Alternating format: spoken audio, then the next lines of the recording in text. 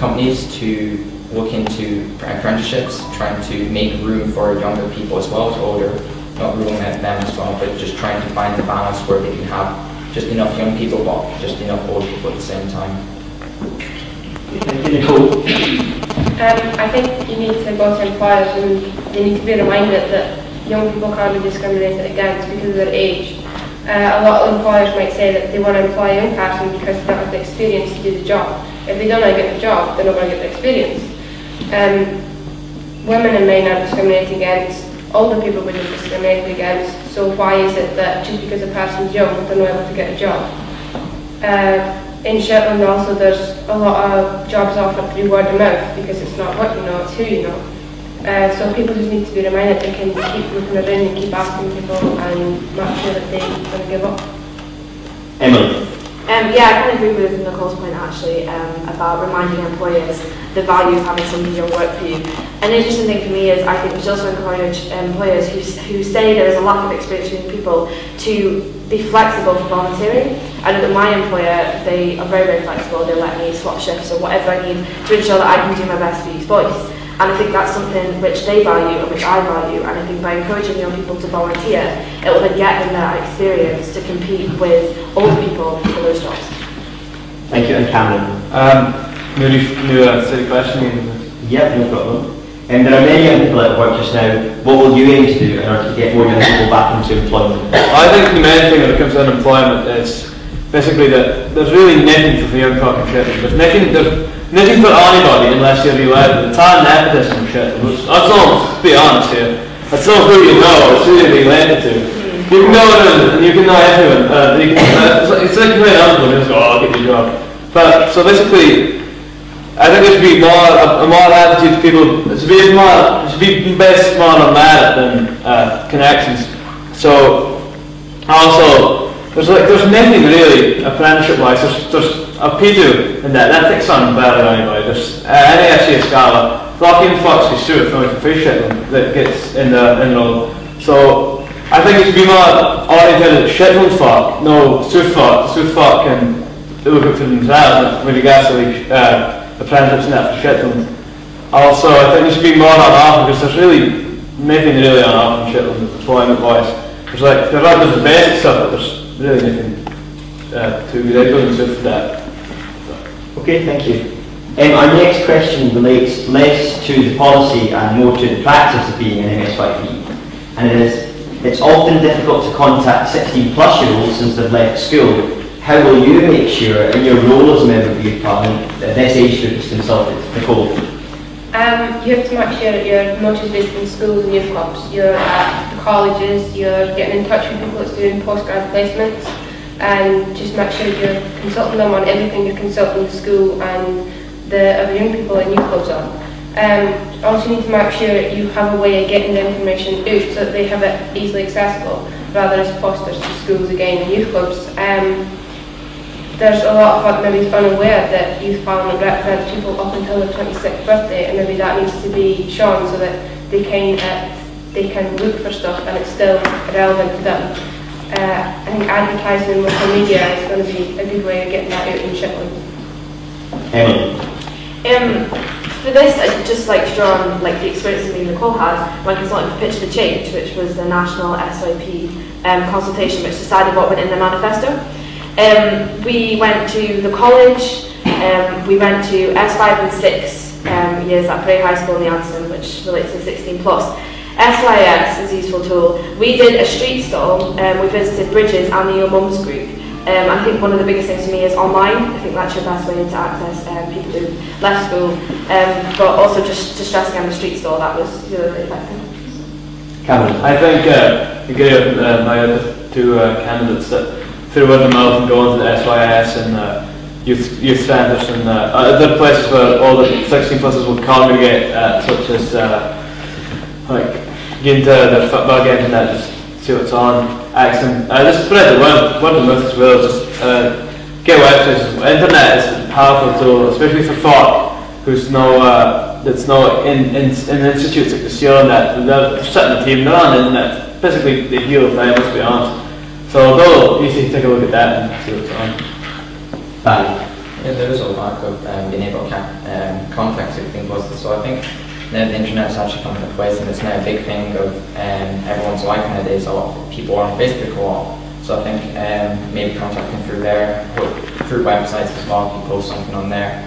Even the media, as Nicole said, if you just post something in your local newspaper saying, well, you can contact me this way, going to colleges, Shelton College, the NAFC, Scalway, going to your youth clubs, schools, junior high schools as well, just talking to them, trying to gather information, asking them, well, what do you want and what would you like seen done, and just gathering that information so you can know what to do for them, even though they're over 16. So it'd be really good to see that done. Okay, thank you.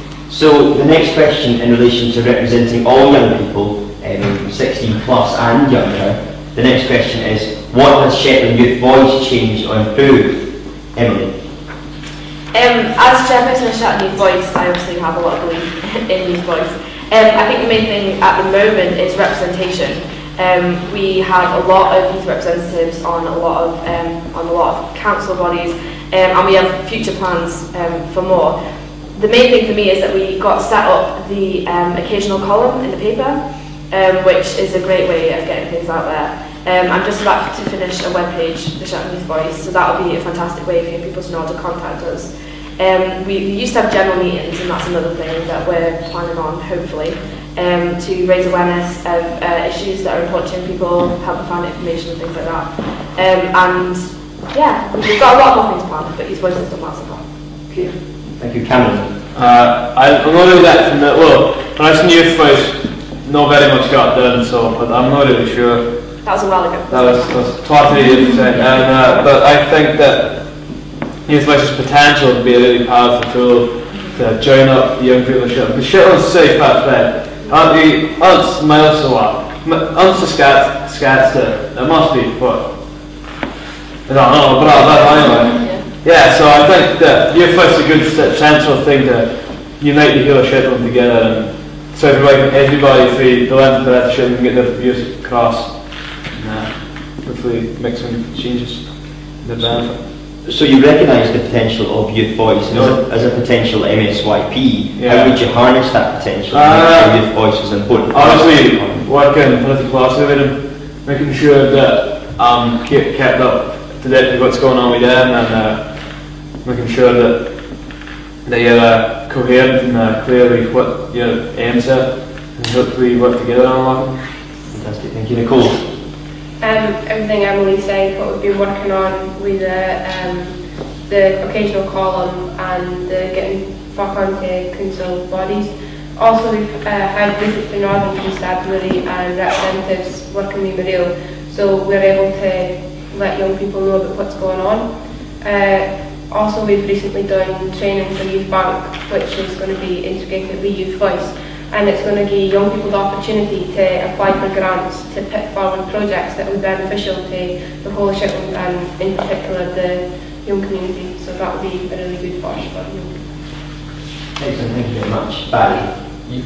I've almost been in Youth Voice for a year now, and it's been great, and I've enjoyed my time in there, and I really hope I get back in again. My time being in there though, I've seen a lot of things happen. We got the youth columns, and Emily pointed out we got that up and running, which was really good because then we can get our own things done. So like we host our meetings in there, upcoming events. It's just a really great thing. Also we got Youth Bank opened up on Friday and Saturday. We went to the training for there, and that was really good. So now we can get more young people to try and get some activities up and running by having them lead it themselves as a youth. So it's really good, and our Youth Voice has just been a great inspiring us what's going into this. Fantastic, thank you very much. The next two questions are only two of the candidates, and the second the same. The first one to Nicole and Emily. Some of you, based on your manifesto, showed that you'll be heading to university after summer. How will you be able to represent Shetland if you don't live here all year round? Emily. I actually was a bit annoyed by this question, to assume that I would go to university because I was doing advanced hires. I'm not going to university straight away. I do have an unconditional, and it's at Aberdeen University, so I won't be that far away, and I'm actually the third entry, so I'm taking a year out, which actually I did keep in mind if I did get elected as a MSYP. That was one of the reasons, that was kind of one of the facts I took into account. I'm also very close to my family, so I'll be back a lot for the 3 months that I will be at uni if I get elected and still an NSYP. So for me that's not really an issue because I'll be here as much as what I need to be. I'm actually the same as Emily. If I do go to uni then I'm not going to be going until next summer after the grad entry. So I'll be here for a year and a half of my term if I get elected in. I think that when you are away then it's important to make sure you can be back home as much as possible. And also when you are away, making sure that you've close enough to your voice and it's maybe looking for having video links with them so when they've got a meeting then you can virtually and pack out and make sure you've kept up to date with everything and emailing questionnaires to young people so that you've kept up to date with what's important in the area and yeah, just making sure that you're kept really regular and up to date on what's happening with young people in the community. Okay, thank you very much. And the question to the other two candidates on a completely different issue. SDIs are on the rise with young people in Shetland. Does the Scottish Youth Parliament need to be concerned with this? And if yes, what should be done? Cameron. Yeah, I think the Scottish Youth Parliament definitely be concerned with the rise in SDIs because SDIs are horrendous. But really, the thing is, you should be concerned with it, but there's enough like leaflets and posters now that every young person knows how to prepare themselves against the potential threat of STIs. Like it's just, you speak about it the whole time, and you can go to SYS, you can actually give a bag of condoms. There's like 8 of them in there. But that's prevention, that's not.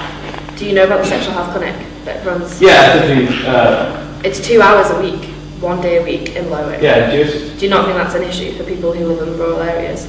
Yeah. 6:30 at night in Lowick, 1 day a week. You know. You need to get the ferry out. But if you have work and you can't get back and things like that, I mean, it's such an important issue. I really don't understand why there's not more support and help available to young people. Not just giving them a condom. I mean, actual, support. Well, to be fair, I accept the point. Yeah, but I understand the why. I think that after that revelation that you should branch out, go to like the whilst surgery, the maximum surgery, or whatever, on Snealing, and highlight guys there, or young folk convening and get their things checked out. Thank you. The Scottish Youth Parliament does have to be bring this out more. A lot of schools now are giving out vaccinations or just bringing this up more to young people to let them know more this is out there and that you have to be safe. As Cameron said, you can go to SYS and get condoms or whatever, and you can, as Emily said as well, a lot of people are in the islands as well which might not be able to go down. So maybe more has to be spread out even on the islands. I don't know what it's like down south, but maybe more has to be done up here, and maybe brought up at an earlier age as well, just to let everyone know that is hazard out there and it has to be noticed by young people, not just as a joke or anything, but it is serious. Okay, thank you. So to raise the tension just a little bit more, the next question is, why should I vote for you and not the other candidates on election day? What makes you different from them? Emily? I think the reason why you should vote for me is because I have been in this whole thing long enough now to have gained the skills that I need to be a member of the Scottish Youth Parliament, but I haven't given all I have to give yet. I think Youth Voice has kind of prepared me and inspired me and all the rest of it. And I really think that the next step for me would be to move into the SYP because I would absolutely love it. I think that my personality would be very useful. Same as Cameron, I'm kind of chatty, quite loud, and I'm really, really not scared to approach young people I've never met before, ask them direct questions, ask them whatever they need to know, ask them what they want me to do, and yeah, that's why I should vote for me.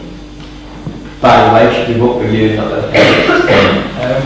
To be honest, I don't think you should. You can vote for me. There's a lot of candidates here that are free or really good at what they've done. Nicola's been a great inspiration. I've learned a lot from her and Emily from being at Youth Voice. I've only just started this about last year, but I love it. I've always loved politics and I've always wanted to do this. SYP is a really great way for me to get into politics more. It's something I really love. I can make a difference and I want to make that difference for young people in Shetland. Anywhere else, to be honest, it's just something I love. But to be honest, you can vote for anyone. It's a good thing. They're really good at what. Yeah.